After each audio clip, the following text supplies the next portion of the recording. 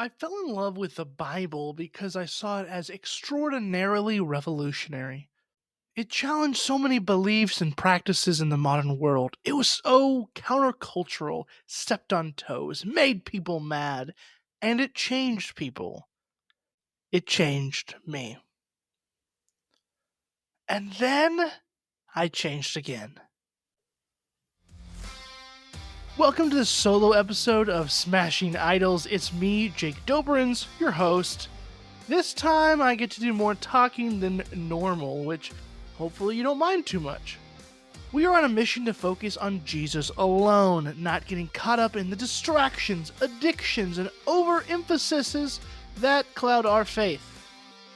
Today's episode is going to be about a particular narrow way of approaching Scripture that I believe has become an idol. We are talking about something that has become a bit of a litmus test of faith. And it shouldn't. We are talking about creationism and literal interpretations of Scripture. But more than that, we are talking about how to appropriately ask the Bible the right questions. Questions that it is actually trying to answer. I encountered a love of Scripture in the second grade. I was told how it had answers to questions I never even thought to ask and presented hot takes on items I didn't think were controversial. Through books at my dad's Christian bookstore and speaker at lectureships I attended, I was empowered, emboldened, and enlightened in a new love of Scripture. It changed my life. It truly changed everything for me. So much of who I am today goes back to those early moments of learning about the Bible, learning about how it critiqued all the conventional wisdom and beliefs and sciences of the world. My entire trajectory, my 2 degrees in biblical studies, my several books and academic articles, all of that stems from this spark that changed me forever. It was a moment where I directed my nerdy side to one big topic: the Bible. That love for Scripture has never left. It's still there. It's actually more robust than ever as I've developed tools to appropriately handle the Bible through years of professional and personal training. But, and here's the big but, I have changed my specific views. The positions I held most dear, guarded most closely, have largely been dropped. And in many ways, the very foundation for my lifelong love has been completely abandoned. Because, in truth, I originally fell in love with 6-day creationism. That was the foundation of my faith. The idea that the Bible was completely literal and all the top scientific minds of the day were completely loony, either stupid or deliberately lying in some kind of, elaborate plot with no clear end game. I believe that evolution and an old earth were incompatible with being a dedicated follower of Jesus. Creationism was my foundation. I wrote articles, developed an anti evolution superhero character. I created a nonprofit organization all about it. I established and spoke at a conference on the subject. I appeared on podcasts and YouTube channels as the token young guy taking on the scientific establishment. It became my life. And then I discovered the Bible again. In retrospect, I was warned by mentors that the very conservative Christian school I was attending for college was some kind of secret liberal brainwashing machine. But it was better than a state school, where professors were said to be literally evil and only taught with the purpose of crushing the faith of young people. I came armed with all sorts of knowledge to refute alternative views of Scripture, because God forbid other people have opinions. I knew all the common arguments. I had zingers loaded just for these moments. But that first semester of freshman year, as a Bible major, I encountered a view I was never prepared for. And it was not spoken with malice. There was no need to convince me to take the view. It was presented gently, with grace, by someone who was really smart and really loved Jesus. I was only asked to respect the Bible by treating it appropriately, by reading it in context, which is what I always wanted to do, but I was adding my own modern presuppositions into the text. I didn't realize this at the time.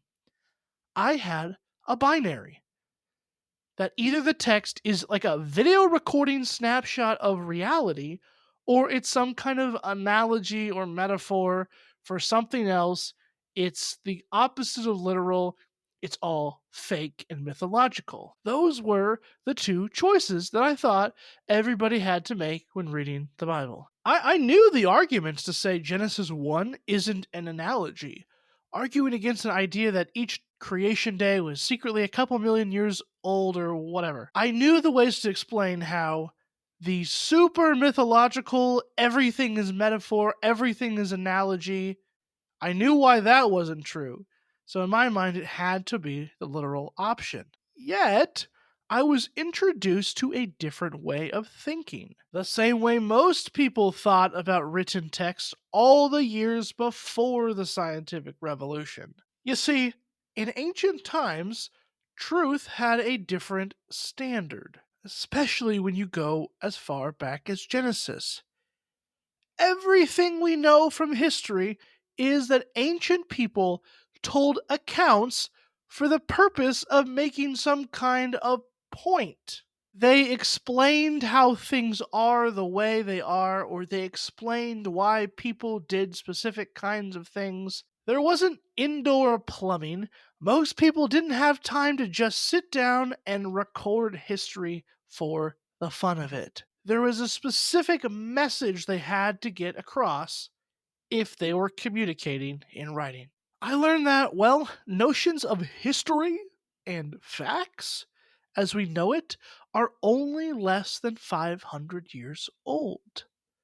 That's Renaissance Enlightenment stuff. And so, Christian philosopher Alistair MacIntyre writes a bit tongue in cheek that facts, like telescopes and wigs for gentlemen, were a 17th century invention. Before that time, there wasn't quite the same definition of truth. Something could be true without having actually happened, factually happened in the way we see it today. That doesn't mean people just made stuff up, but every story had a point. There was always a agenda. That came primary over accurately depicting the kinds of things that happened in history. So, when it comes to the Bible, we need to play by its rules and not just make up our own. Even though God is a God of all time, it's very presumptuous to assume that everything in the Bible is written according to 21st century standards. No, the Bible was written in a particular time, in a particular language, in a particular place. God works through history by being relatable in the moment. That's what the reality of Jesus shows us, as Jesus is our best representation of God. But Jesus is still self-limited by the time and culture. Jesus used the language of the people around him. He talked about fishing and agriculture. He didn't talk about iPhones or the Super Bowl or 401ks. No, he used things in that time that people would understand. When God communicates in Scripture, God communicates in the language of the people. So, to understand Jesus, to understand all of Scripture, we need to know something about the time in which the teachings occurred and the writing was written down. We have to understand how the original people best understood it to understand what Scripture is trying to communicate. If I go to an undiscovered tribe in the Amazon, I can't yell at them for not speaking English.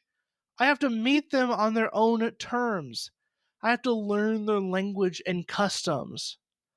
The Bible is like that. I need to be aware of my expectations and assumptions and instead read in its ancient context.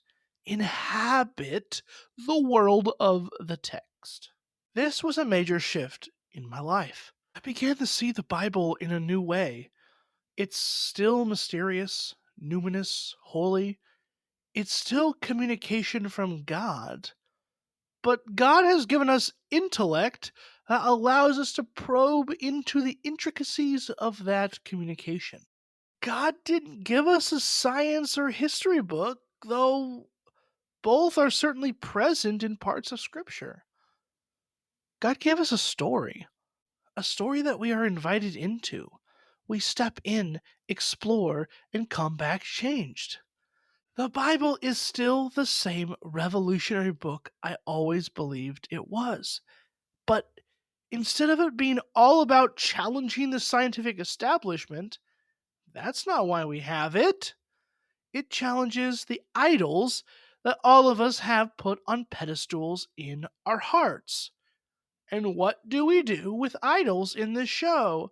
Oh, yeah, we smash them. My alma mater, at the time I was a student, was pretty good about showing each side. For instance, we had an intelligent design guy come, a specialist in the philosophy of science. And we had a Hebrew Bible scholar come who told us that asking Genesis the question, what happened at the beginning of the world, is a question that Genesis isn't even trying to address. It's like me asking Shaquille O'Neal about playing hockey. It makes no sense. At the time, though, I was still on Team Creationism and didn't accept some of the things he was saying until later. So I ended up emailing a Hebrew Bible scholar hoping he could come and balance us out with a scholarly perspective on why Genesis meant that a 6-day creation was exactly what happened at one moment in history. But unfortunately, the professor told me he was getting up there in years and no longer traveled. I asked him for a recommendation for someone else, and he said he didn't know any other experts on the Old Testament who believed in a 6-day creation. All of them had determined that wasn't a question that could be fairly asked of the text. The only person he could recommend was a former chemist, a famous creationist whose credentials were in chemistry, not in Hebrew and the ancient Near East and the Old Testament. I am not in the habit of going with the majority opinion, but it should still be taken into account. The people who know the world of the text the best continuously realize that to be fair to the time period of when Scripture was written means we do not ask what happened, but we ask questions about what principle or value or argument the words and stories are trying to get across. I didn't change my mind overnight. It still took me years, and I don't expect anyone to be changed by one podcast episode. However, if you're curious to learn more, I got a few recommendations for you. For further resources on a view of Genesis informed by understanding the ancient world and how they wrote and thought, I recommend Dr. John Walton. He has a plethora of Lost World books, but you can also check out my friend Spencer Shaw's podcast, Thinking Theologically, where he interviewed Dr. Walton. Spencer is a former guest of the show and has the Smashing Idols stamp of approval. I'll link to that episode in the show notes. For more about encountering the Bible in a new way, I recommend New Testament scholar Dr. Scott McKnight's book, The Blue Parakeet. Scott is also a former guest of the show.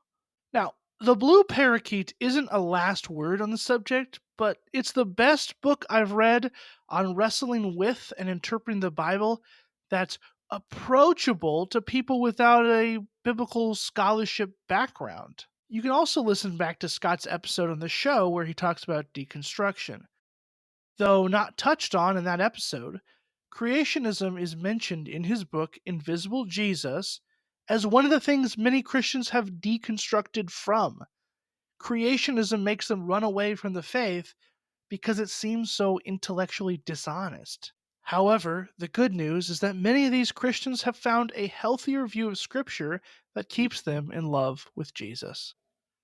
I want to invite us to view the Bible on its own terms. It's definitely an idol to wield it as a weapon, to think it is meant to take on all that we know about the natural world. Yes, it would be treating the Bible as an idol if we use it as a reason to always distrust every expert and authority around us. Scripture is profitable for our faith. Our faith!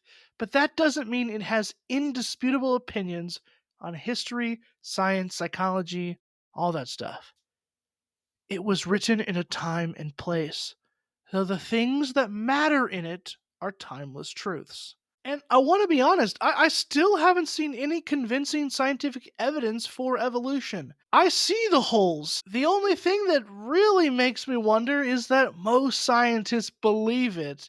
And I believe we have to take into consideration what the majority of experts, people who study this for a living, are saying. They're not infallible, but we should pay attention.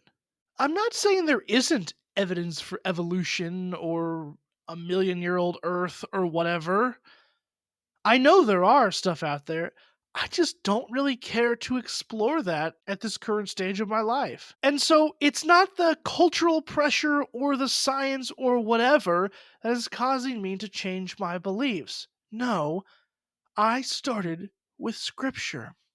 My different changed belief has 0% to do with science and 100% to do with adopting a more respectable approach to Scripture.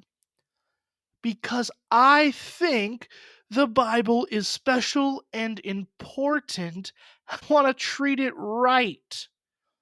I don't think Scripture has an opinion on the age of the earth, or the exact mechanics of origins, or if humans lived with dinosaurs. That's not what the Bible is about. Let's stop pretending that those are actually major, important themes. The Bible is concerned with far deeper questions. Who is ultimately our Creator? What is the role of humanity? What is a person? How should humans relate to each other? To God? How do we get out of this mess? What is promised to us in the future? Those are questions we should ask. That's the story of Scripture. To suggest it wants to comment on origins and all that nitty gritty details, which is that truth that we defined it nowadays, where we have to know exactly what happened in every detail.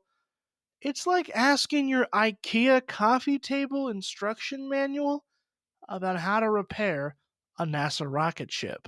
So, I don't care if you are a creationist or not, though I've established I don't think it makes sense to draw creationist conclusions from scriptures. But if you take away anything from this episode, really, I just want you to be aware of the kind of matters Scripture speaks on and the matters it doesn't. To treat Scripture improperly is to make it an idol, as we have discussed in a couple previous episodes, one with Andrew Fouts and another with Joe Day. What I want you to do is respect God by digging the kind of truth from the Bible that it actually wants to communicate, and not getting caught up in modernist movements that twist Scripture to make claims that it was never, ever commenting on. If you love Scripture, treat it properly, and this is one of the ways we do that. I love the Bible because I see it as extraordinarily revolutionary. It challenges so many beliefs and practices in the modern world. It is so countercultural, steps on toes, makes people mad, and it changes people. really changes people. It changes me. Thanks so much for listening to today's solo episode with me, your host, Jake Doberenz. Really excited to get to talk to you.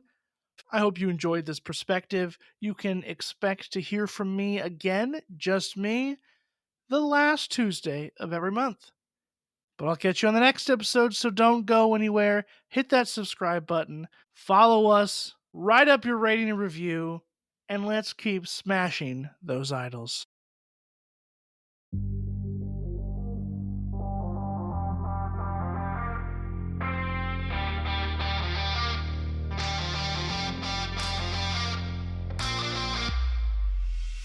Thank you so much for listening today to Smashing Idols. To learn more about the show and me, Jake Doberenz, head over to jakedoberenz.com and be sure to check us out on Substack. That's jakedoberenz.substack.com. There you can subscribe to this podcast, which comes out every Tuesday morning, and you can subscribe to the newsletter, also called Smashing Idols, which comes out on Friday morning, where I dive into these subjects in a short essay. You can follow me on Twitter and Threads and Instagram and all the places at Jake Doberenz. I'd love to continue the conversation there. Alright everybody, grab those hammers, get to smashing those idols.